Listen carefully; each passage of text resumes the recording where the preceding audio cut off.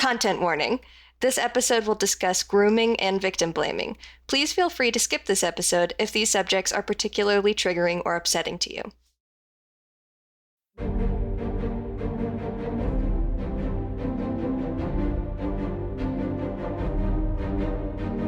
Let all cats old enough to catch their own prey gather here beneath the podcast for a clan meeting. Welcome to Paws and Claws, a podcast where we read the Warrior Cats books in chronological order. I'm Scout, joined by my co-host and fanfic author Jill, and today we will be closing Season 2 with 3 stories.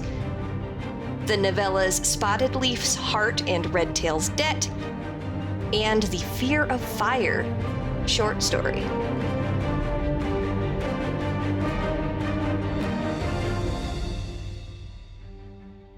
Jillian! Hello, my friend! Hello! How are you doing today? Oh, I am doing quite alright. It was a pretty rainy day today. I played a lot of Baldur's Gate. Hell yeah.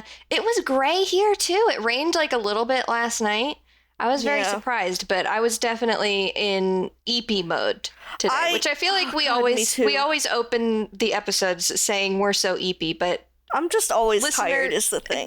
Dear listeners, we're so EP. Dear listeners, dealing with closing in on 30 and realizing you have several illnesses that will remain with you for the rest of your life, it makes you very tired. Yeah, it turns out chronic illnesses are really a thing. Me when my chronic illness makes me chronically ill. How could this happen? How could this happen? Who did this? No, it was really cool outside today, which is kind of a shame because it was rainy and wet, but hopefully that means we're done with 90-degree days here. By the time you hear this, dear listeners, it should be deep into fall, hopefully. Please, global warming, don't interact. Do not interact. DNI. If you're global warming, DNI. Yeah. Fuck global warming. Me and my homies all hate global warming. Yeah. Oh, man. But yeah, been playing a lot of Baldur's Gate. Hell yeah. It is sort of kind of taken over my life. It's so fun.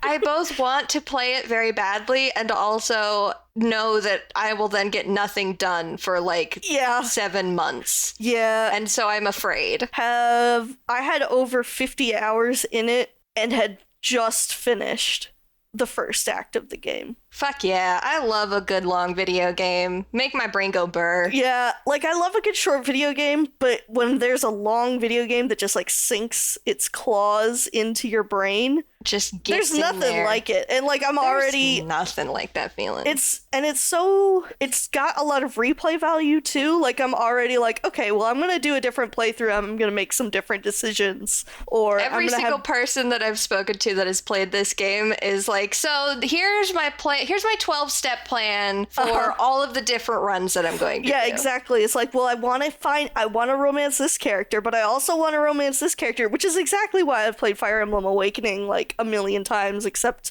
I marry Crom every time, so don't even We're the same person when it comes to Fire Emblem Awakening, because it's also what happens to me every time. I always go in I'm gonna marry someone different, and then I'm oh, Crom. Crom's right there. He's right there. At least I marry everyone else to somebody different. Yeah, I have a piece of paper in my... Me too. in my house somewhere that's covered in marriage plans for a Fire Emblem Awakening run. No, exactly. Same here. Oh boy, what a fun time. It's the neurodivergence, isn't it? It is. Scout. We kind of unintentionally segued into this segment. How is the Prey running? The Prey is running all right. My cat is messing with the door. She's looking for her own prey. She says, I want dinner. She just ate. She says, I want more. She's fat. Too bad. In terms of Prey running, we were lazy this week. We did a lot of ordering this weekend. Hey, sometimes you gotta treat yourself. Yeah. But we did go to a winery yesterday, so that was fun. Ooh, fun. Had some good raspberry wine, though I really preferred they had a wine slushy that was watermelon flavored. Whoa. Yeah, it did not taste like wine at all. It just tasted like a watermelon slushy. It was really good.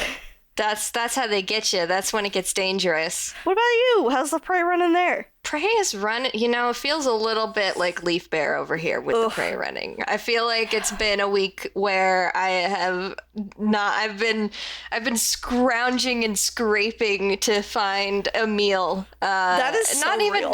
Not even necessarily because we don't have any food. it's been one of those weeks where I'm like, I only want very specific food that is so specific that even I don't know what it is. Oh no, exactly. That is what it feels like it has been like this week here. I think I made like 2 meals and the rest of it was like, let's just scrounge up what we can.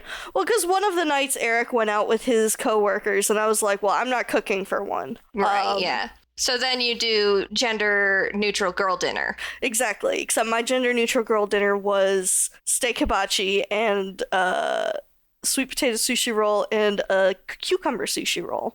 Oh, that sounds good. It was scrounging becomes I'm gonna order something nice. Yeah, it became I'm gonna order my weight in sushi.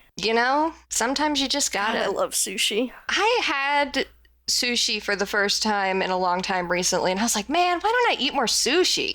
I'm very picky about where I get it, so like even when I order sushi from this place, I only ever get the vegetable rolls just because I'm like, I don't know how I feel about ordering like raw fish for delivery. Yeah, that's fair. That's very fair. But whenever I go up to DC, there's a really good sushi place I go to almost every time, and it is so good. That's the closest I get to eating like a warrior cat.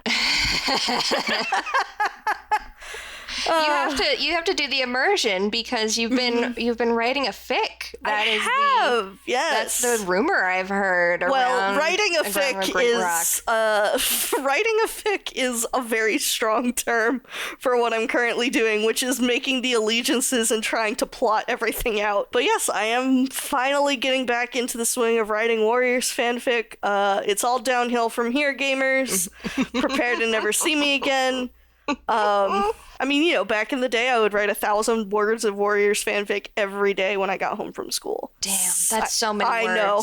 I definitely don't have that strength lately, but I have started, like, a writing tracker. I found this nice little Google Sheets, like, pre-filled spreadsheet so that it, like, already has all the formulas and stuff in it, and you can, like, track how much you've written during the year. That's cool. Yeah, so I've been really enjoying, like, keeping track of my writing that way. And I just started using it in August, but like in August I wrote over 12,000 words and I was like, wow, that's a lot more than I thought I wrote. Yeah. And since the start of the year I've written nearly 66,000. So I was like, oh wow, okay. Let's go. That's a lot of words. It's a lot of words. So yeah, a lot of words. It's been fun.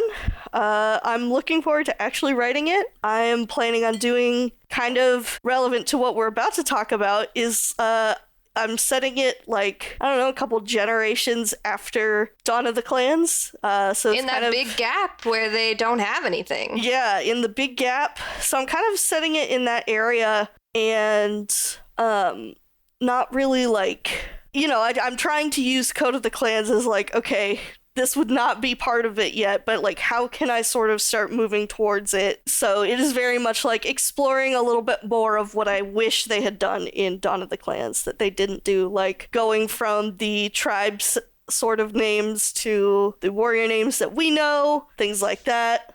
Exploring, like, as we'll talk about, like cats being friends with each other across territory lines. And just like a different era for the Kit Kats. So I'm looking forward to it. Well, that rules. And as you said, sort of relevant to that and relevant to what we're talking about here, since it is the final episode of The Road to Rusty, and we have mentioned and even read from on several occasions the Code of the Clans supplemental Warriors material, we thought that we would start this episode off before we get into the summary and the discussion of the novellas with a little mini discussion about the code and some of the stories in here, etc.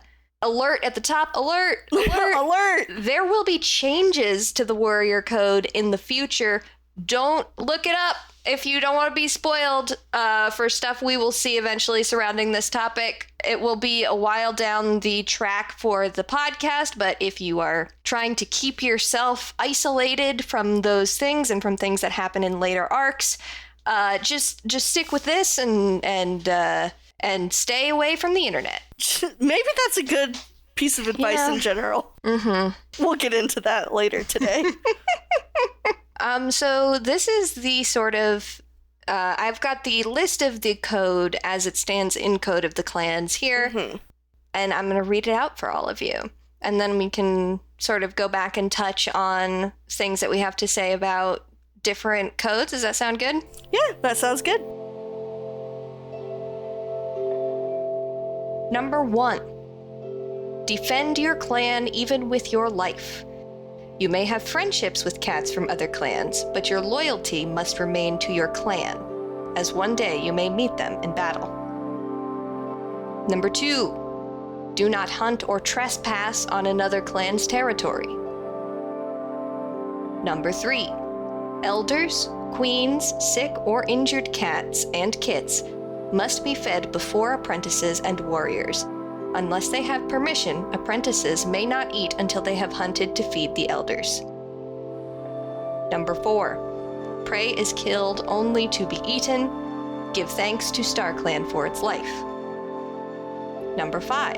A kit must be at least 6 moons old to become an apprentice. Number 6. Newly appointed warriors will keep a silent vigil for 1 night after receiving their warrior name. Number 7. A cat cannot be made deputy without having mentored at least 1 apprentice. Number 8. The deputy will become clan leader when the leader dies, retires, or is exiled. Number 9. After the death, retirement, promotion to leader status, or exile of the deputy, the new deputy must be chosen before moon high. Number 10. A gathering of all the clans is held at the full moon during a truce that lasts for the night. There shall be no fighting among clans at this time. Number 11. Boundaries must be checked and marked daily. Challenge all trespassing cats.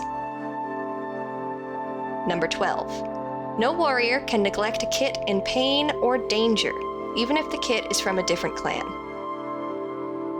Number 13. The word of the clan leader is the warrior code. Number 14. An honorable warrior does not need to kill other cats to win their battles unless they are outside the warrior code or if it is necessary for self-defense. And number 15.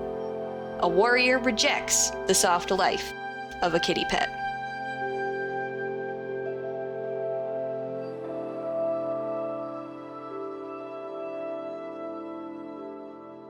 So the first one is obviously, as we just discussed, sort of an interesting one, because I feel like, especially reading, which I know this book came out after or before Dawn of the Clans, but like it feels like that's one that would have been established much earlier on than it actually was.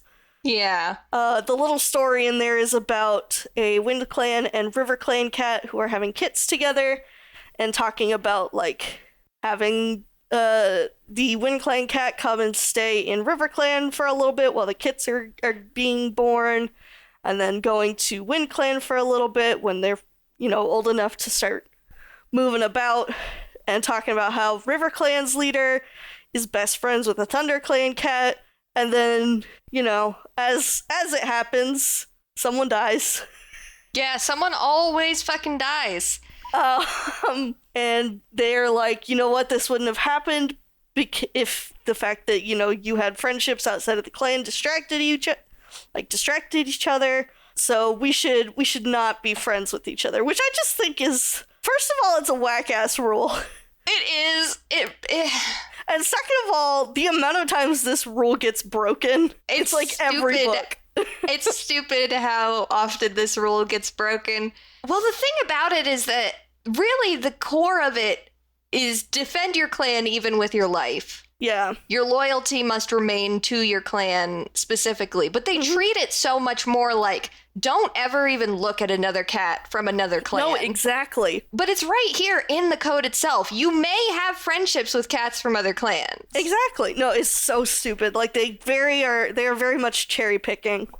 Yeah. What part of the code they want to listen to there. Yeah, the cats really said insularism.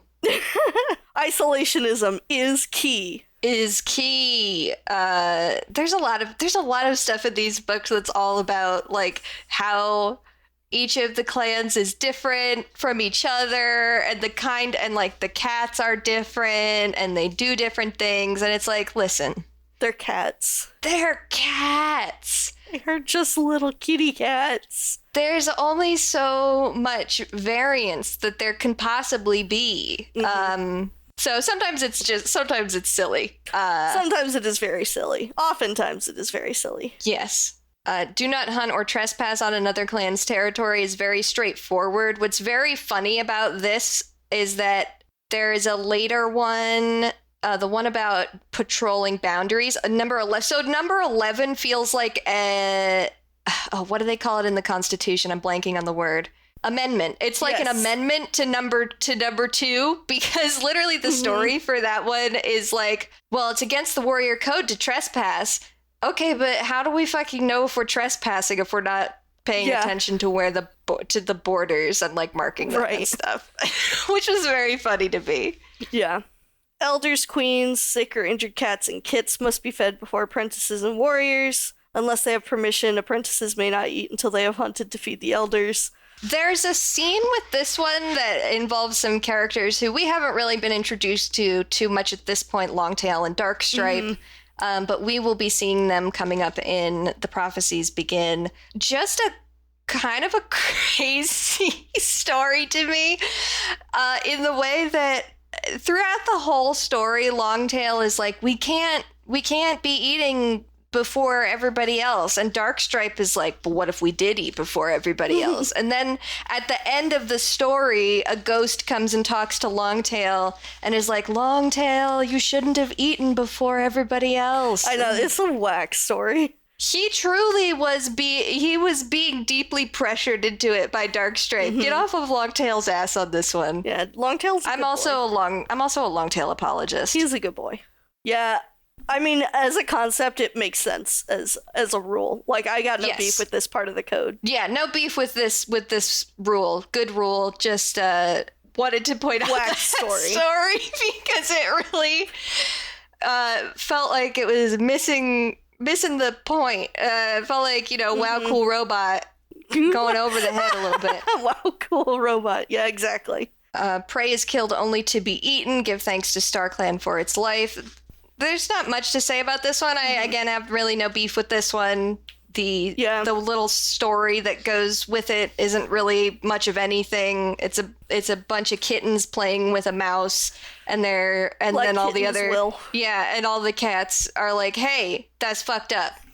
Stop that. Yeah. Look, it's all squashed now. It's all squished. And then an owl comes and swoops down and takes the mouse, which is such a weird turn for the story. These stories are so fucking odd, honestly. There's such a weird balance of them. There's something about some of them are extremely this makes sense, and some of them are extremely I don't contrived. Yeah. It's very much like, what is the situation we can make to show why this is a rule? Instead of just being like, this is a logical rule. Yeah. A kit must be at least 6 moons old to become an apprentice. I don't think we really need to discuss this one because we talked about it a lot with Yellowfang's Secret. How fucked up it is to make baby soldiers. Yeah, very fucked up. I just did want to point out, in Yellowfang's Secret, there was a scene about this apprentice, Badgerpaw, who was too young and who ended up dying in the conflict with Wind Clan. And they have a more in-depth version of that scene in here with Flint Fang, the mentor of this too young apprentice, and the apprentice dying and being given a warrior name by his mentor like in his last breaths that just really fucks me up. This is a pretty well written one. This one gets me. Yeah. So that one's worth looking at if you ever. That would be a recommendation of something to actually read in here. Let's see. Newly appointed warriors will keep a silent vigil for one night after receiving their warrior name. This was kind of a silly story to me. It was. Basically, the River Clan Medicine Cat is like, these young warriors are too... Fuck them kids. These young warriors are too reckless and wild. They're playing games all the time. They don't know what it's like to be a warrior. And he goes to the Moonstone, and he just, like, listens to StarClan, and he's like, wow, you know what? They need a night of listening and just, like, thinking about what it means to be a warrior. And then he's like, this is what we're going to do. And then because they did that, there was a fox that was going to sneak into camp, and they chase off the fox. And yay! I personally liked the way it was in Dawn of the Clans, because we got a little bit of something like it in Dawn of the Clans, and I very much preferred that execution to this one. Yeah. Did we get something about this vigil in Dawn of the Clans? Because there's the two different there's this vigil, and then also there is like the vigil of sitting over a cat as part of the mourning process. I feel like we got both of them, but I'm gonna be honest, it's been months. I don't remember. Yeah, I'm feeling the same way. This is another one that feels like a little bit contrived. I mean, it's not a bad idea. It's just a little silly the way it comes to light. Yeah, I do like the idea that his medicine cat was like, we need a night of shut the fuck up Friday. Yeah. We've got a cat cannot be made deputy without having mentored at least one apprentice. The story for this one is pretty cut and dry. Cat is assigned to be the deputy, hasn't had an apprentice, feels very overwhelmed. Has no idea what he's doing. Is kind of getting bullied. Yeah. By his clanmates about it. Yeah. And then just has a conversation with his leader, like, I don't think I can do this. And she says, well, we'll give you an apprentice as soon as possible. And also, I'm going to propose this as a code. Yeah. And, it's a smart idea. Mm-hmm. I definitely think that it makes sense to have that, because being a mentor is definitely like hugely impactful on a warrior in our experience of reading the books so far and what we will read in the future. It is like, you got to be a teacher before you can be a leader, the principal. Exactly. I don't think that's a great analogy. No, but it's true, though. Like, you have to be a teacher before you can be a principal. You've got to, I mean, it's really just about experience, and no beef with this one. Yeah. No beef. The deputy will become clan leader when the leader dies, retires, or is exiled. How many leaders have retired? One that we know of. Okay. I was just curious, because that feels like it's one that we know of, and it was Pine Star, and StarClan withheld a life from his successor after that. So, like, not a I don't know. They got to put it in there. Yeah, just in case. Cover their bases, I guess. Yeah, that was just an interesting little tidbit from that one that I was like, now hang on a second. Who's out here retiring? Who is retiring? This is a for-life position, like the Supreme Court. I just cannot believe it's... We've talked about this on a previous episode. We talked about this forever ago, but it's so funny to me to think about there being deputies, but the deputies weren't the ones taking over as leader. That was wild to me. I mean, what if the vice president was just there for vibes? Yeah, that's literally exactly what this is like. Just crazy. And I suppose it's more of perhaps a monarchist look at it, because it's very much, close kin of or very close friends of the leader will become the next leader, and the deputy is more of an advisor, I guess. Right. But still just like very, very funny to think about that this was just the way that it was for a while. Mm-hmm. After the death, retirement, promotion to leader status, or exile of the deputy, the new deputy must be chosen before Moon High. Very sad story with this one, of just a series of unfortunate events where, like, the leader and then the deputy who was going to become leader both die of sickness, die of green cough before the new leader can assign a deputy, and there's a whole thing happening there. The thing I wanted to touch on with this one is the faking of a StarClan omen by the medicine cat. Yeah, that's not the first time that we've seen it happen. Won't be the last time we've seen it happen, but just, it was really striking to me that, like, wow, this whole rule and everything kind of ends up being based on, I mean, it is, like they say in here, it is the will of StarClan, but the medicine cat goes out of his way to create a physical, like, omen of who should be the because Snowstar does say, like, hey, we want her to be the next leader. Right. But also Snowstar does ask it is like Snowstar asking Red Scar, well, who do you think it should be? And Red Scar's like, Flower Stem. Snowstar's like, yeah, I think so too. I say what you say. But just the that Red Scar had to, you know, do a DIY like miracle. Make your own miracle. Make your own BYOM, bring your own miracle. I thought that was interesting. Yeah, I liked that one. Yeah, I liked that story. That was one of the highlight stories for me in here. Number 10, I feel like we talked about at length.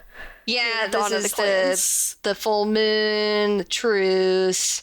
The way that this gets instated is that ShadowClan attacks during the full moon, and StarClan sends a lightning storm to fuck up everybody's business. Yeah, and as much as I made fun of, like, the spirit cats a little bit, like, you know, being so vague and stuff, at least they were very much like, hey, meet here every month. If we darken the sky, it means we're pissed at you. Yeah. Like, for all of the wacky things StarClan did in the beginning, they did that one thing right, I feel like. Yeah. They also they've only become vaguer.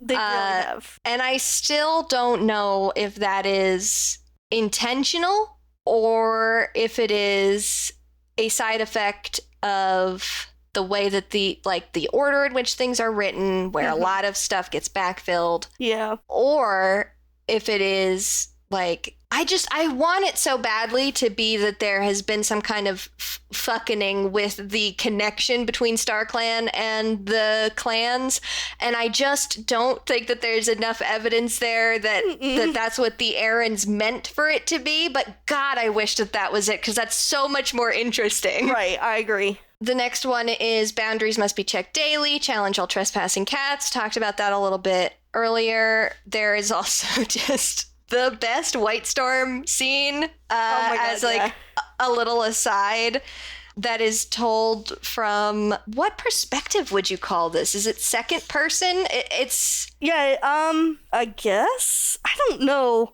It is sort of just a dialogue. It's dialogue. It's like almost stream of consciousness too. Yeah, it is one character speaking in first person to a group of characters that do not speak at all. I guess it would be first person. There's just no dialogue tags. Yeah, there's no dialogue tags. But it's just a great scene of White Storm, our king White Storm, trying to wrangle all of the apprentices that we will be meeting in the Prophecies Begin to teach them a lesson. I might come back to this and like read this out in one of our episodes after we've met all of these characters, because it was such a delight.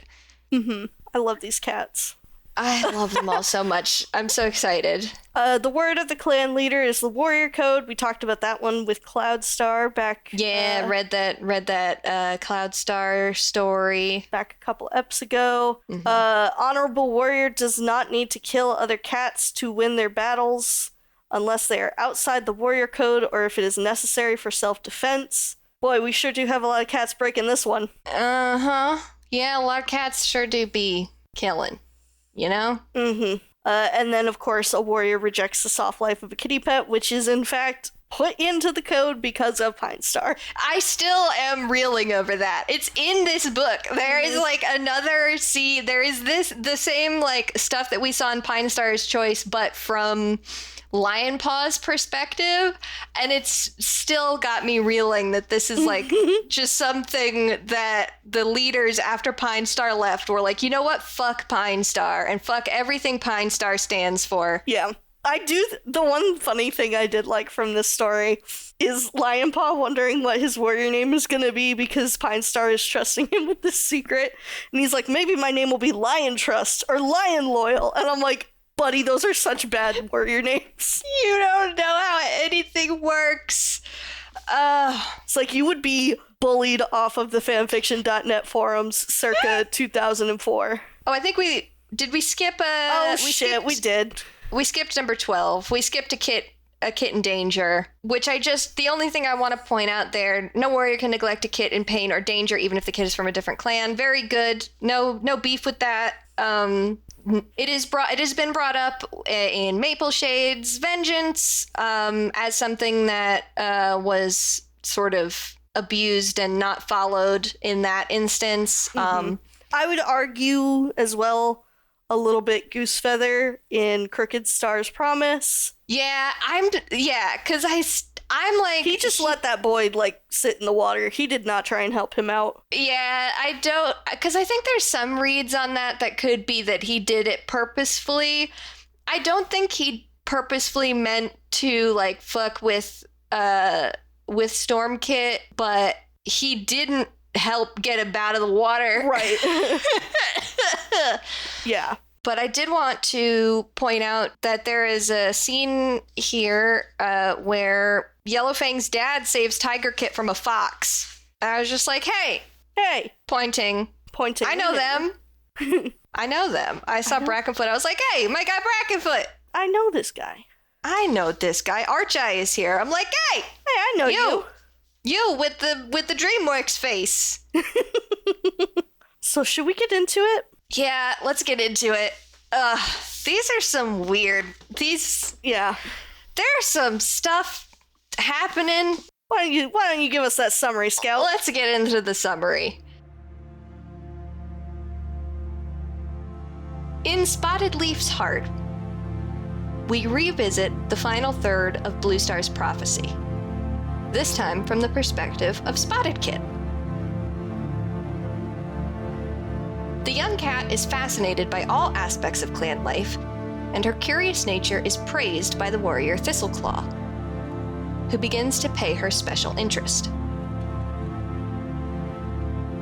On one of her first outings as an apprentice, Spotted Paw suffers a dislocated shoulder after falling from a tree, which she climbed at Thistleclaw's encouragement. The incident leaves her confined to the medicine cat's den for several days, where Feather Whisker assigns her herb sorting tasks to keep her from boredom. Though she shows an affinity for it, she is eager to return to her normal apprentice duties and to spending more time with Thistleclaw. The senior warrior continues to seek her out, going so far as to tell her in private that he hopes one day they could be mates, residing over ThunderClan together as leader and deputy. Spotted Paw, drawn in by his words, accepts a clandestine invitation to a secret meeting later that night, and is shocked to find herself living through a dream of a dark, starless place.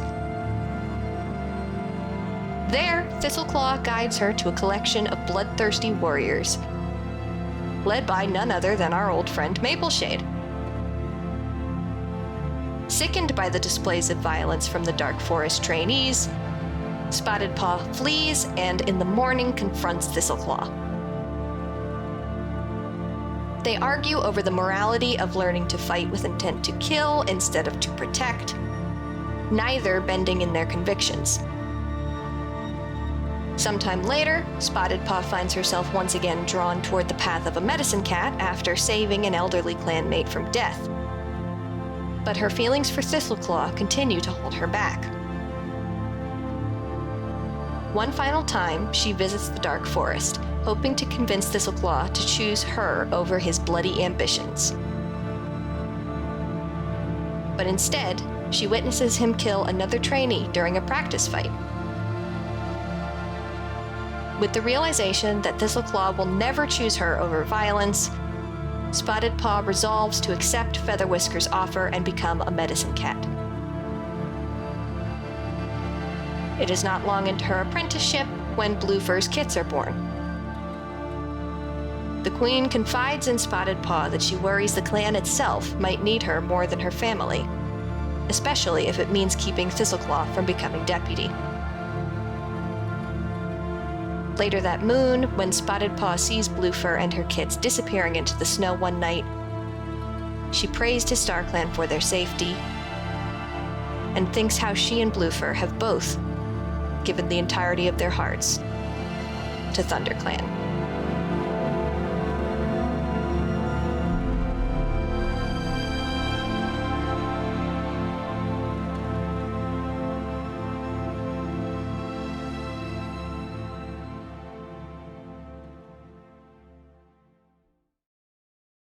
In Redtail's debt, we pick up not long after Spotted Paw's story, now following her brother Redpaw. The nervous apprentice finds himself owing his life to ThunderClan's fiercest warrior, Tigerclaw, after he saves him from being carried off by a hawk during yet another conflict over Sunning Rocks. Throughout his apprenticeship, and well into earning his warrior name, Redtail is pressured by Tigerclaw into supporting his ideas and backing up his lies, all under the pretense of a debt he could never repay. During one such incident, Tigerclaw goads Redtail into attacking a Wind Clan apprentice after she accidentally crosses the border in pursuit of a rabbit. The unfounded violence balloons into hostility between the two clans when Tigerclaw convinces Redtail to support the lies he tells their leader Sunstar about the conflict, and he's horrified when his actions directly influence the choice to send a patrol and attack Wind Clan's camp.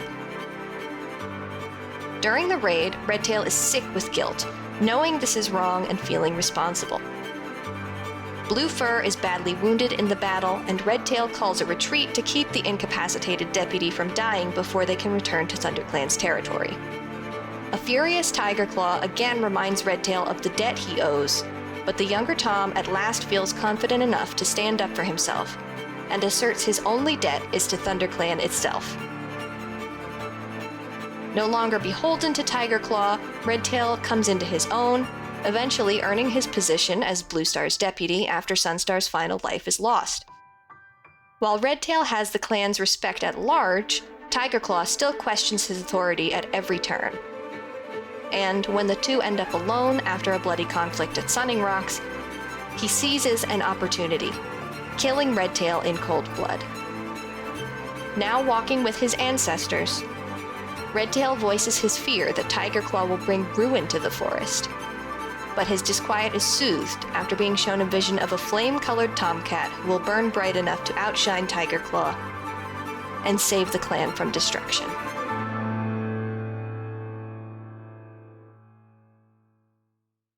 In A Fear of Fire, we briefly follow Tigerclaw as he is plagued with fiery visions. While on patrol near Two Leg Place, he darts atop the fences, looking to cause trouble, but instead is frightened as the smell of smoke fills his lungs. He sounds an alarm, but when the rest of the patrol looks around, there is no evidence of a fire. They mention seeing only a little orange kitty pet, and he surely couldn't be anything to worry about.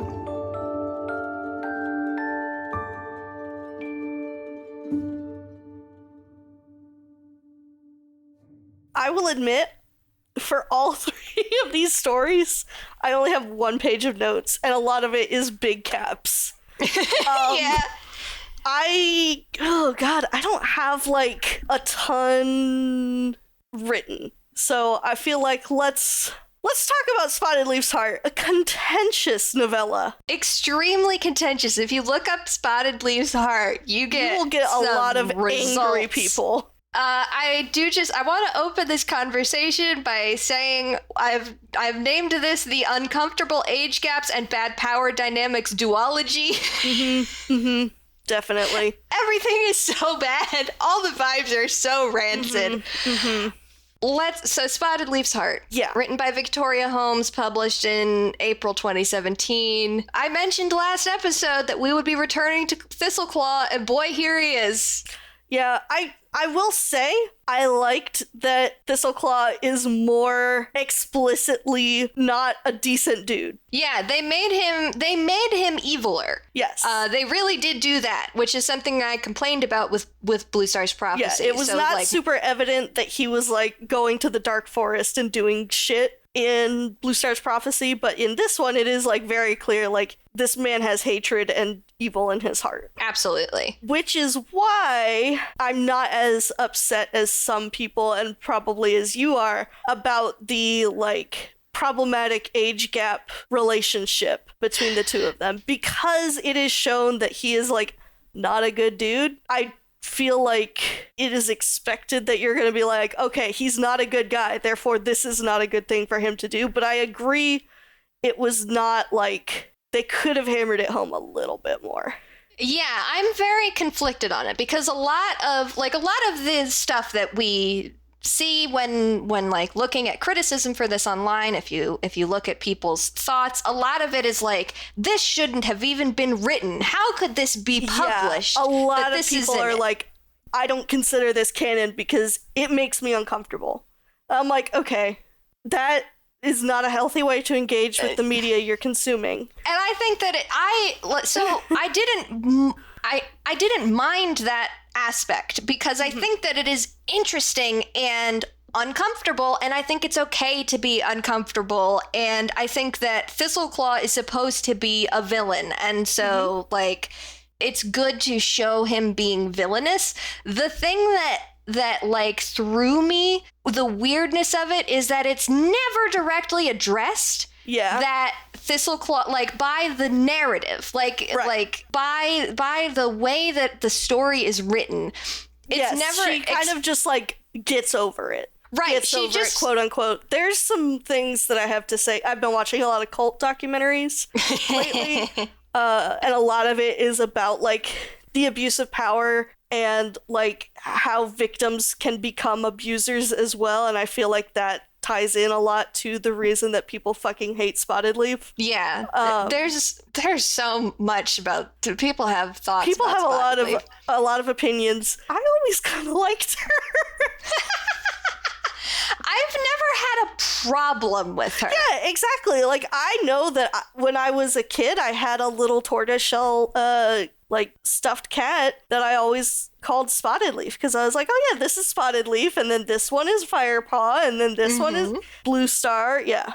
Yeah, I remember really liking Spottedleaf as a child, like, the first time I was reading this. And then some, like, we can't talk about that stuff yet, but... No, I will say, like, seeing this made me understand a little bit more why her actions in the first book, like, are what they are, because she was a victim and does not realize that, like, that's not a healthy relationship. Yeah. And that's, like, the main thing that everybody fucking hates about her. Interesting. Interesting. Yeah.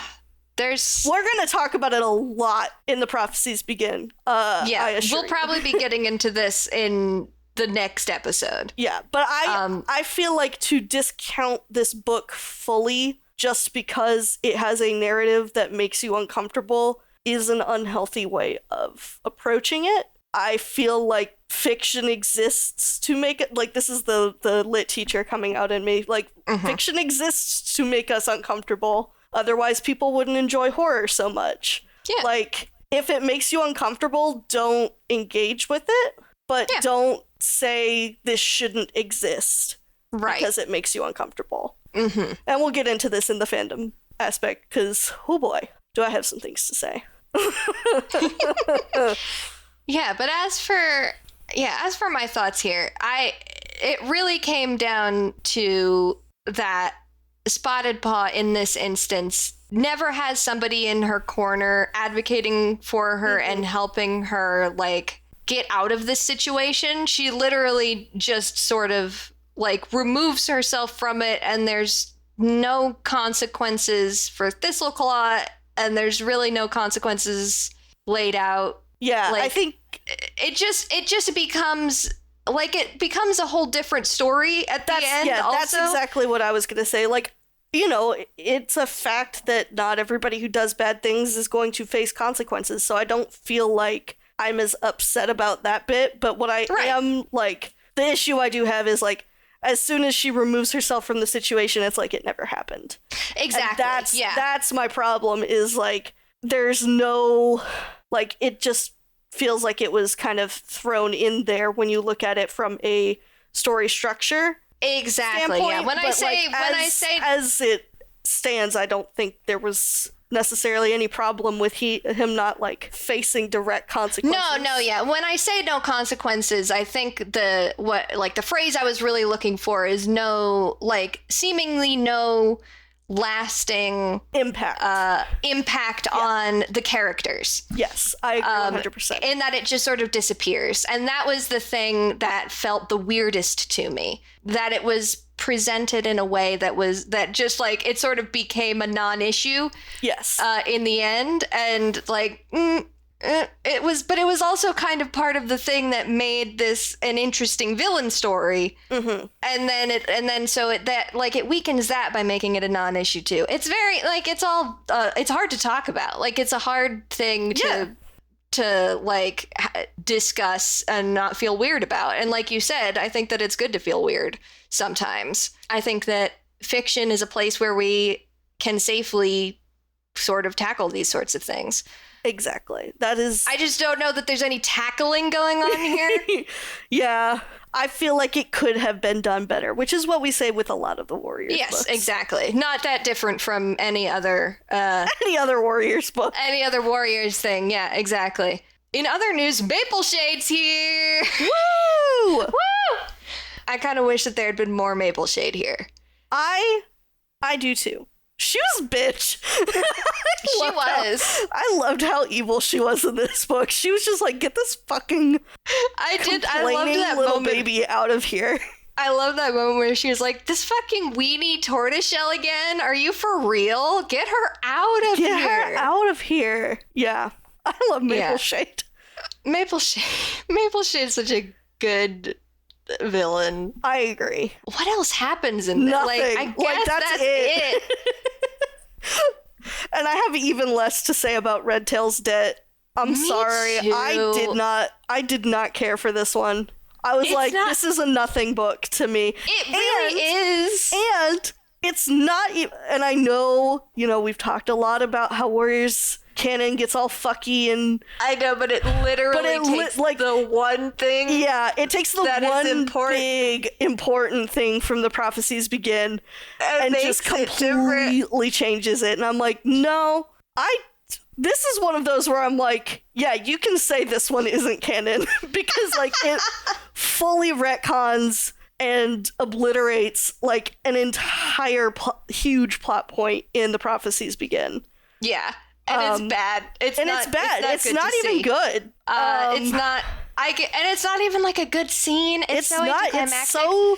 I was legitimately, when I was reading that scene, I was confused as to who was there. I was like, who the fuck is attacking who? Because it's confusing. Yeah, it's not especially well. The whole thing feels. It's just weird. It was all weird. Yeah. I really this was a nothing story to me. I would not recommend anyone read it. I would just kind of push it to the side. Which is too bad because I like getting to see... Redtail. I like Redtail. And the thing is that we're going to talk about a bitch who haunts the narrative. Yeah. Redtail is going to be haunting the narrative come the first book of Prophecies Begin. Big time. Yeah. And especially with my babiest son boy of all time, my dear Ravenpaw, my beloved, my adored, this boy's haunted. He's so haunted. I love Ravenpaw. Oh my god, I love him so much. we get to see Ravenpaw in this one, which was like a big shining light for me, thank God. His personality was a little different in this one to me. It was like kind of hashtag not my Ravenpaw. I think I was reading it very much as him trying to impress Tiger Claw here. Yeah. Yeah, but it felt weird. Yeah. I did like getting to see Tiger Claw be a bitch. That was my favorite part of this, was like, because there's a lot of time in the Prophecies Begin that spoiler alert, we're going to see a lot more Tiger Claw. A lot. And there's a lot of moments in the Prophecies Begin where we don't really get to see like this behavior at work. The fact that he is not just a super strong guy, he is also very good at manipulating a situation, very good at like silver tonguing, gaslighting, mansplain, manipulate, etc. Yeah, exactly. Yeah, mansplain, manipulate, not male wife. Nope. He's never done a day of male wifing. He's a deadbeat dad, actually. He is. So many deadbeat dads in this fucking series. Has anyone checked in on the Erins? Are they okay? Are they okay? I do just want to. I want to touch on one more thing. I know we've been ragging on Redtail's death. No, of course. I'm going to rag on it a little more. I'm sorry. The fact that the ending is just him going to StarClan and being like, "Oh no, what's going to happen? Oh, okay, Firepaw is going to make everything better," and that's the end. Yeah, is so nothing. Yeah. Taking away any agency that he had in that situation, making it once again about Firestar. Mm-hmm. Which was a huge problem for me when I was reading the books. We will learn very soon. I am a hater. But I'm hoping my reread gives me a little bit more love in my heart for our protagonist. Yeah, we'll see how it goes. Would you like to do sharing tongues before Erin Corner today? I feel like, because a lot of sharing tongues has to do with what we have talked about in our And the Erin summary. Corner is not very specific this week. Yeah. So we'll start with Redtail's debt and then go to Spottedleaf's heart. So we'll kind of like sounds good. Bookend with the fucked upness. So not a ton in the tag for Redtail's debt on Tumblr, which, kind of tracks with the way we felt about it, except for Bonefall, user Bonefall, was talking about how they wish we had never gotten Redtail's debt. It wasn't really needed, it didn't add anything new, and it kind of detracted from Redtail as a character, and I kind of agree. Like, I like a bitch who haunts the narrative, but I like it more when we don't know them, and we only see them as what people saw them as. Yeah, I can totally see that. So I think, they make some very good points, and that's part of the reason I was so cool on it. I'm like, this didn't add anything to my understanding of Redtail. Mm-hmm. Like, he didn't seem like a character that I was, like, particularly interested in this story. I was like, oh yeah, okay, he's awkward. That's about all I could tell you. Mm-hmm. Yeah, I think that this puts, like, this post and what you've been saying kind of puts a lot of the amorphous, wordless, like, feelings that I was having about it better into perspective. So thank you. Oh, you're welcome. There was some cool art of big old Tiger Claw standing over a tiny little Redtail with the caption, "All I ever wanted was to be like you," which I think is, it's good, some good art. Yeah, good times. Good shit. And the official cover art in China is that rules. Dope. That is so sick. Wow. It's got Tiger Claw leaping over Redtail, who is like doing that mouth open cat like freaking out face. Mm-hmm. Is so good. In terms of AO3, there is one fic with the novella tagged, but there's technically not even a tag for the novella. So the girlies have nothing to say. They have nothing to say. He is tagged in 176 fics, but I imagine most of those are Prophecies Begin fics, kind of talking about talking his about role him in that book. Spottedleaf's heart. I'm gonna get to the Tumblr one last because it made me a little heated. All right. 6 tagged for the novella, 286 fics tagged just for Spottedleaf, and 14 tagged with the Spottedleaf Thistleclaw relationship.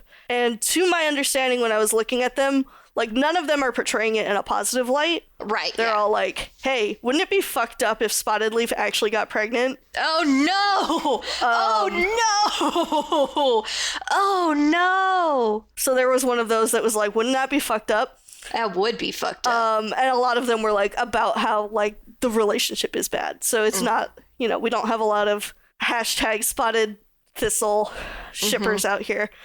We have a lot of opinions in the Tumblr tag.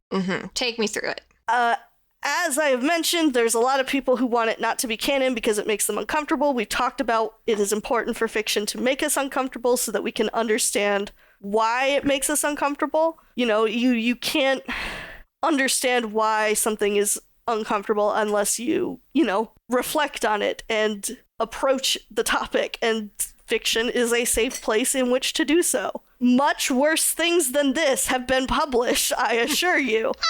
Like, just because it is in fiction does not mean it is the author supporting such a thing as a lot of the people who are on Tumblr seem to think it is. Oh, no. A lot of them are like, Vicky Holmes is a supporter of grooming and age gap romance. I'm like, first of all, calm the fuck down. This is a series about murder cats. Like, it dials back into violence is okay, but sex is bad. But, yeah. You know, I mean, that's the thing is, like, I've talked about this, I think, before.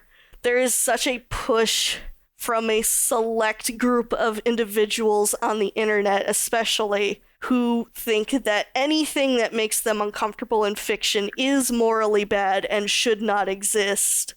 And that I just cannot get behind, because that's the point of fiction, is to explore things in a, like, not real situation. There are not literal cats. Like, this is not a nonfiction. This is not a story about, like, something that has actually happened. I'm just imagining the version of this that is nonfiction, and it's... Somebody even was like, I'm just blown away that Spottedleaf's Heart was even allowed to be published. That book had to be read and reread, edited and revised, and then still was like that, and they saw no problem, and it's still on shelves for kids to read. Mad, very mad. I'm never having kids, but despite how much I love Warrior Cats, I would never let my kids read it. It has way too many problems in it. Like, okay, fine, but can we not pretend that this is about you, like, wanting to protect kids and more about you being uncomfortable with having to grapple with this in fiction and deciding that no one should ever read it? It boggles my mind. I've been on, a long time ago, I was on a panel of, like, a community panel of people who were trying to, like, review books that parents had brought to the district to get banned. And so the people on the panel were tasked with reading the book, figuring out whether or not the claim is justified, and then deciding what to do.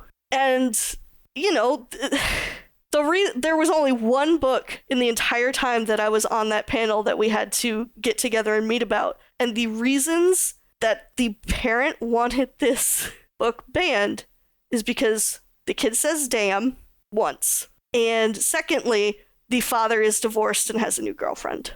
That's it. Mm-hmm. So I just don't have a lot of sympathy for people who claim that wholesale removing content from children is what needs to be done, because there are much worse things out there on shelves for children. But, you know, it's a personal choice. If you don't want your kids to read it, that's totally fine. Mm-hmm. But it doesn't mean that it shouldn't, like, kids shouldn't be allowed to read it, or parents shouldn't be allowed to decide for their kids. Yeah. Is basically what I'm saying. Anyway, this is a very long rant from me. Just the point is, it's fiction. Calm the fuck down. Additionally, because a lot of the people who are, like, hating on the book are not hating on it in the way that we were like, yeah, it could have been better written, like from a story structure standpoint. It was, this book sucks because she never told anyone what Thistleclaw did. Right, which is this not book sucks because not this book sucks because the writers didn't do a good job with the story structure, but this book sucks because the groomed character never told anyone that she was groomed. Which is exactly the opposite of what you should be taking from this situation. Mm-hmm. Which is so incredibly fucked up to me because it is so victim blamey. And, you know, I know, like I just said, it's all fiction, but that's why I'm like, that's not a valid reason to hate a book because a character made a decision that, you know, she didn't even really get that it was bad. No, when you're that age, you don't understand. Exactly. You don't understand that, like, oh, hey, this person I really look up to is giving me a lot of attention. Like, to her, it's good because, hey, the person she likes is giving her attention. Yeah. Apparently there are Thistleclaw defenders out there. Whatever. A whole mess of things. But yeah, essentially, I had to exit out of Tumblr because so much of the Spottedleaf's heart tag was not about the story structure or anything like that. It was all about character choices and also how dare my book about murder have implications of an age gap. What are we doing to the children? Right. Which is... Whew. So I mean, and I'm not here to say that the age gap isn't uncomfortable. Right. We're not saying because that at all. But like it can exist. It exists in a lot of fiction. Yeah. Like a lot of fiction. Oh yeah. Turn on absolutely. fucking ABC Family. And you will find, I guarantee, at least one show about somebody trying to date their teacher. Like, you know. Oh yeah. It was a fucking Glee. Remember that? Fucking Glee. Episode of Glee. We all loved Glee. We all were lured in by Glee. I will say that. Yeah. But yeah, like, we're not saying that it can't be uncomfortable. In fact, I appreciate that it is uncomfortable. Mm-hmm. But what we are saying is that just because it is uncomfortable doesn't mean it should not exist. Because shit happens, and also, it's fake. It's cats. Yeah, you know? Take a breath. Take a breath. It's cats. So that's why I clicked out of Tumblr, because I was getting a little heated. Mm-hmm. But somebody else made a point that they think about Tigerpaw, who lost his father figure, had Thistleclaw as the replacement, who was kind of seen as a very noble warrior, but then was actually molding him into a little violent demon, basically. And that's a different type of grooming. Like, it's, you know, Thistleclaw is, like, traumatizing several children in this book. Absolutely. So, like, it makes sense that he would, you know, manipulate Spotted Paw, too. Yeah, absolutely. So, you know, it's complicated, and I think it is important to talk about the complications while being open to the fact that, like, because it is complicated doesn't mean it shouldn't exist. And it can be canon, even if it's uncomfortable. I'm sorry, guys. I'm so sorry, fandom. But again, the fandom hates on Spottedleaf a lot. They always have. Fandom hates women. I feel like I've gone on a very long rant here, and I apologize for talking so much. I mean, it's our podcast. We can talk about true. Whatever we fucking want. I haven't had much input because I don't necessarily feel like I have the vocabulary or like anything particularly of like value to say here other than agreeing with you. Well, good. At least there's that. At least one person thinks I'm right. But yeah, this is a thing that we see in fandom everywhere. Like, not just we've talked about this a lot. The fandom has a lot of things. There is sort of a weird resurgence of Puritan values in fandom right now that is, I think this might be like me being naive. I feel like it comes from a place of like people learning things like healthy relationship dynamics and what an unhealthy relationship dynamic is, and instead of like applying that in to just their real life, they've decided that they also have to apply that to the media they consume. No, that's exactly what it is, Scout. Like, which is like it's an overcorrection. It is. I was recently re-listening to a podcast about the Satanic Panic, which had a similar instance of what happened in the Satanic Panic is that people suddenly realized that children can tell the truth. And then they all forgot that children can also lie or be coerced into saying the thing that adults want them to say. And that overcorrection came in part from the shame of looking back at history where children were treated like animals that didn't like have feelings or didn't actually know what was happening around them, or et cetera, and suddenly whiplashing back to everything that the children say has to be true and has to be a thing that happened and can't be something that was like constructed by hearing the stories of adults around them or whatever. And I feel like there's parallels with like humans have a history of overcorrecting when they realize that something has been like bad in the past.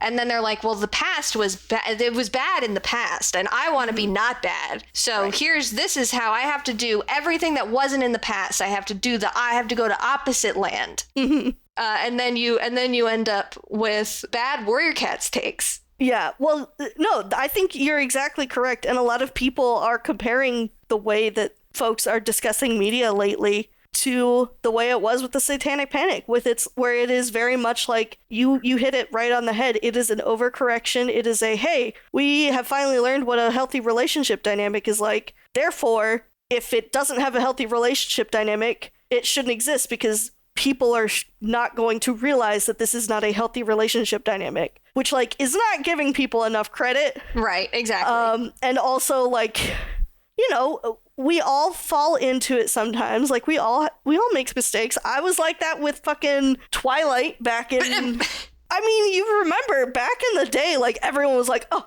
Twilight, nobody should be reading it because it's so fucked up. It's such a problematic like story." Which, like, yes, it is, but not for the reasons we all thought it was. Yeah. It's actually the racism. Shockingly enough, the racism is actually it's the racism. But you know, and a lot of. I don't want to generalize. And I don't want to be that adult that's like this generation. A lot of it is teenagers who are just learning this for the first time. But because of the way the internet is structured right now, there's not a safe place for teens to figure that shit out without butting into adult spaces. Right, exactly. And when you say it's teenagers, you're not saying it's because of the teenagers. You're saying that it is a side effect of the way that the internet works, that there are no barriers between these communities. Exactly. There's no barrier between the communities because teens come in and tell adults like, well, this is problematic, and the adults are like, okay, Aunt, like, sorry. Sometimes I enjoy a romance between a vampire and a 20-year-old. Like, whatever. So sue me. I'm an adult. I know it doesn't actually happen in real life. That is legitimately, there was a TikTok I saw one time. It was like, anybody who enjoys any vampire or immortal/mortal relationship is problematic because of the age gap. And I'm like, vampires aren't real. Like, vampires are not real. I don't know how to explain this to you. So yeah, I mean, it is a very complicated thing, and there's a lot of shit going on around it right now. And I just think that it's not the fault of age. It is the fault of the way that the internet is crumbling. Yeah. If I'm gonna be honest. Oh yeah. I mean, there's also a big issue that is something that has been building for a long time and probably has existed for a long time, is just like, man, we are not teaching people critical thinking skills. Yeah. And we really need to get on that. Please learn critical thinking skills. It's really useful. I know at least in the United States that dead ass is not taught in schools. Yeah. In fact, mostly the opposite. And it's not the fault of the teachers. Nope. It is the fault of the governing boards. So if you would like to kind of stop this, go to your board of education and try and see what you could do about fucking changing the curriculum. Yeah, vote for legislators that are going to, promote not just STEM, but the humanities. Mm-hmm. We can't do much, not being in said positions, but, we can do our part. Yeah. Absolutely. So listen, this is what you listen to the Warrior Cats podcast for, is for me to sit here and tell you that the way you can make real change is to get involved in your local government. Yeah, for real though. You don't have to change the world, you can just change a little bit of it. Yeah. And on that note, I'm also holding off on AMVs since we're going to be there.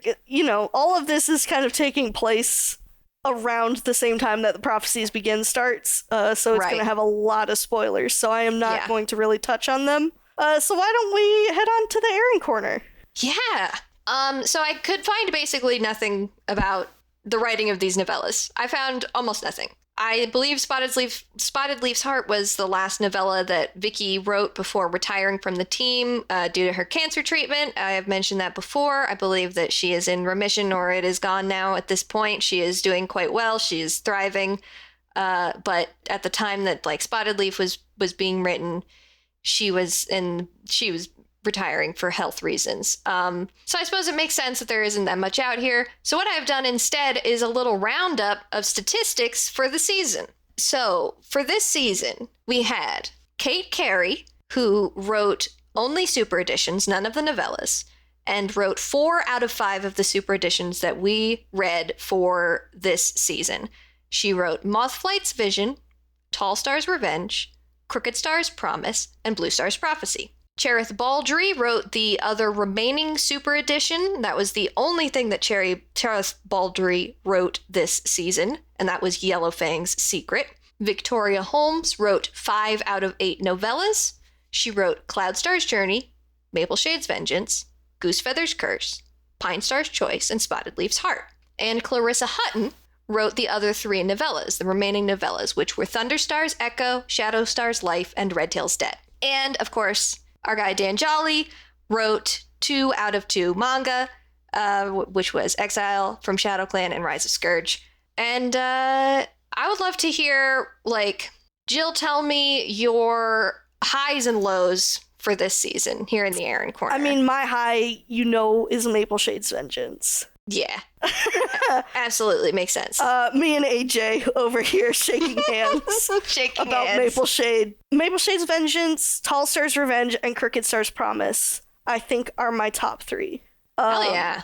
I really enjoyed those. Goosefeather's Curse and Pine Star's Choice are very, very close. Mm-hmm. And of course, Dan Jolly, my man, really fucking killing it with the mangas. Hell yeah. I think it is interesting how most of them have at least one that I really loved. Yeah. And one that I did not care so much for.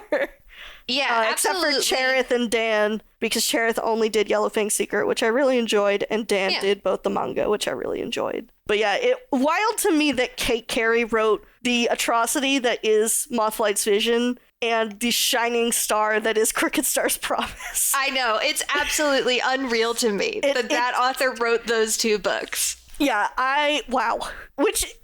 It boggles the mind. To think about how, not only do the books vary wildly between author in terms of their quality, but even with the specific even with writer. Author, the quality variance is unreal. It's really one of the things that I think has been the most interesting in compiling this, and also just keeping track of which Erin is writing which one. I really thought at the beginning of this podcast that we would go through and I would find out, okay, so this is the Erin that I just don't jive with her writing style as much. Right. And so she is the one that's writing the books that I'm not really that hot on. Turns out, no, it's all over the place, which is so fascinating. It is wild to me. I'm astounded. Mm-hmm.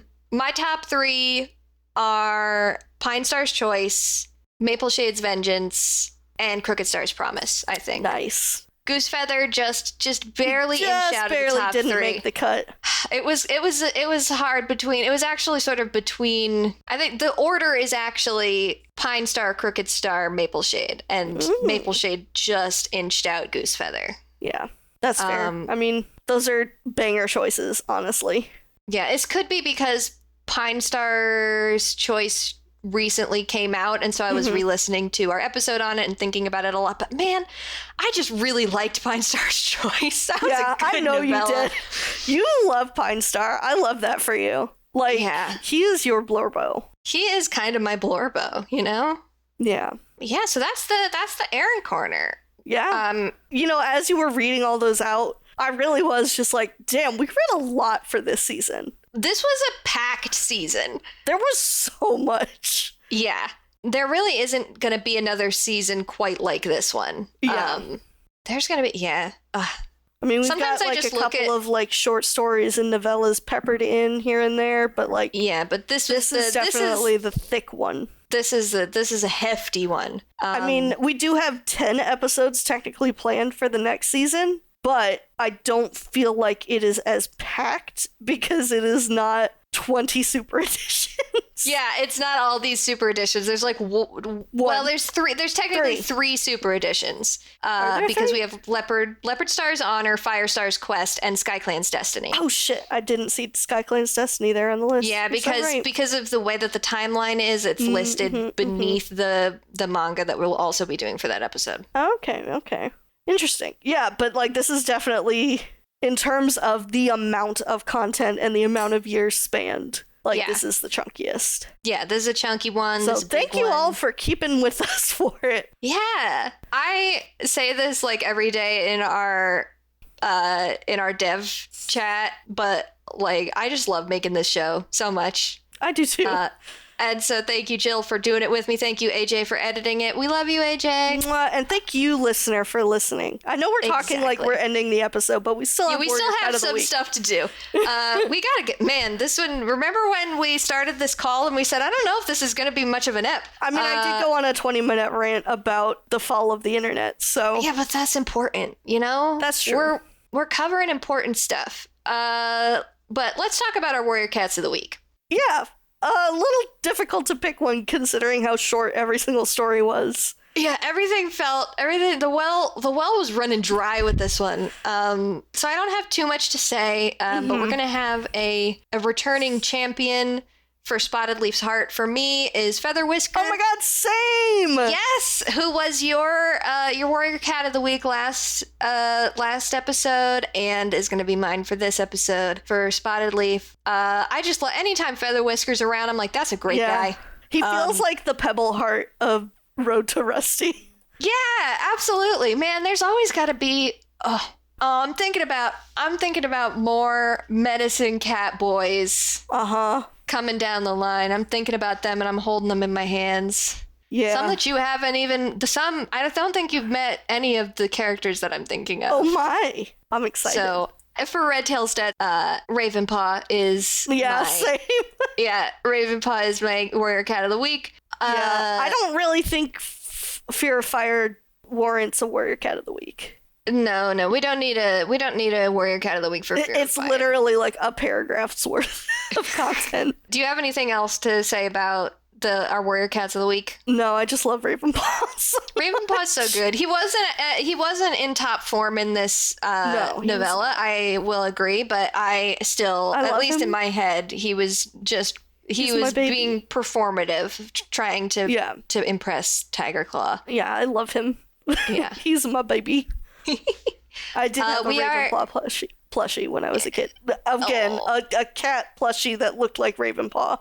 Perfect. But I think you can technically buy a Ravenpaw they're plushie, ugly. But they're so ugly. They're so ugly. But look at that! Look how they massacred my boy. Look at how they massacred my boy. Although the new ones, the large plushes look better now. They have a nice J feather one actually. Ooh. I'll show it to you. Man, that man. To talk about not my little meow meow medicine cat man. I'm gonna punch him. That's for later though.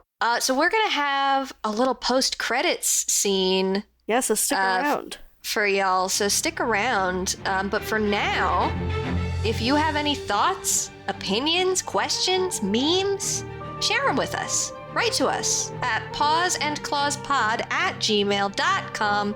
That's paws as in what a cat has, claws as in the part of speech, pod as in podcast. We are also on Twitter at Paws and Claws and on Tumblr at pawsclawspod. And if you are 18 years or older, you can come join us on Discord, which will be linked in the show notes. And you can find me on Blue Sky, Twitter, or Tumblr at HumbleGoat. I don't know why I went in this accent. Yeehaw! Yeehaw! You can see the art that I do, including our podcast cover art, at scoutwilkinson.myportfolio.com. Links to my portfolio as well as my coffee page are in the show notes as well. And you can still find me on Twitter at plot_twists, or on Blue Sky at plot-twists, or on Tumblr at antique-romantic. I do apologize for not being super brand friendly, but not all of them have the same spacing usages. So unfortunately, we're just gonna have to deal.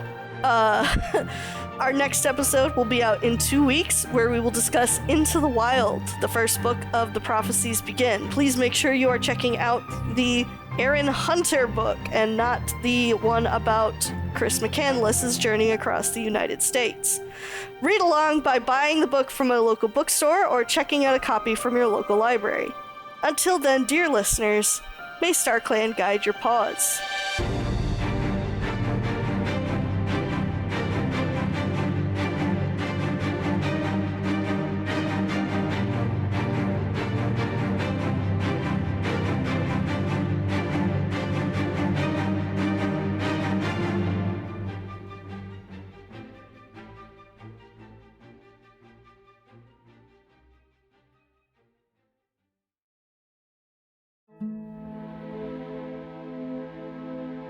Warriors missing scene.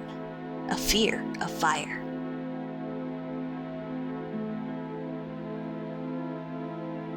Bright orange flames flickered at the edges of the camp, and Tiger Claw's mouth filled with bitter smoke. He tried to run to the tunnel that led out of the hollow, but his fur was caught by brambles. He was trapped.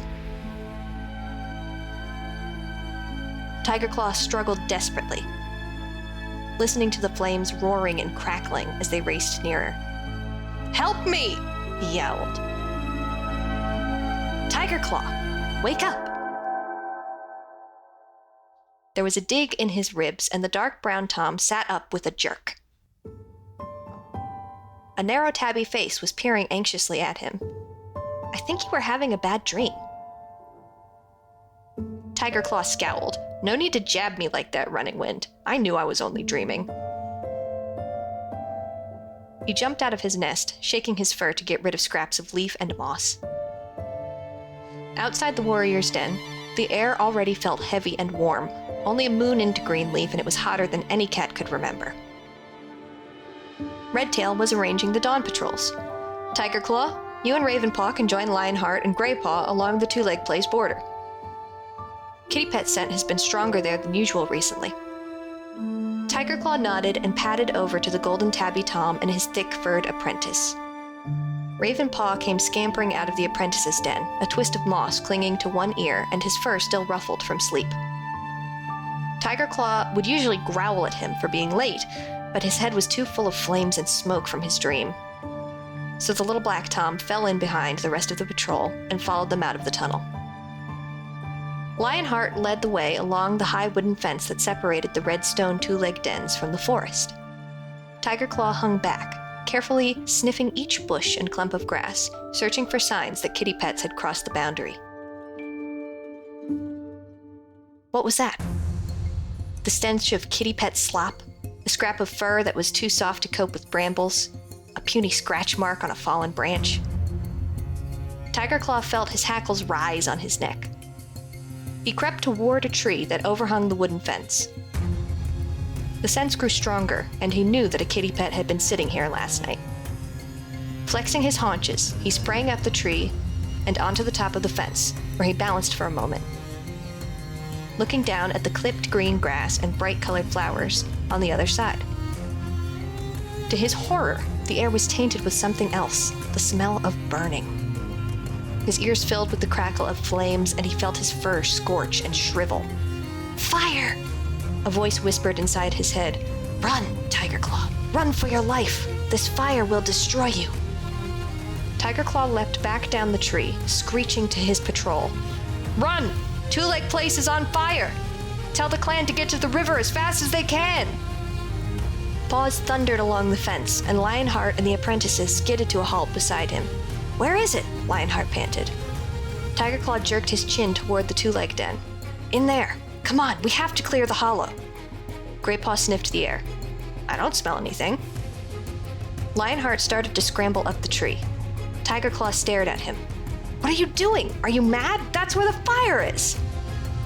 Lionheart looked down at him from the top of the fence. "There's nothing there, Tiger Claw. I think you are mistaken." Tiger Claw gritted his teeth.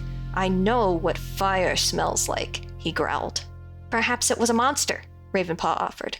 "They have a terrible stench when they wake up." He had the decency to flinch when Tiger Claw turned an icy gaze upon him. "Two-Leg Place is on fire," he hissed.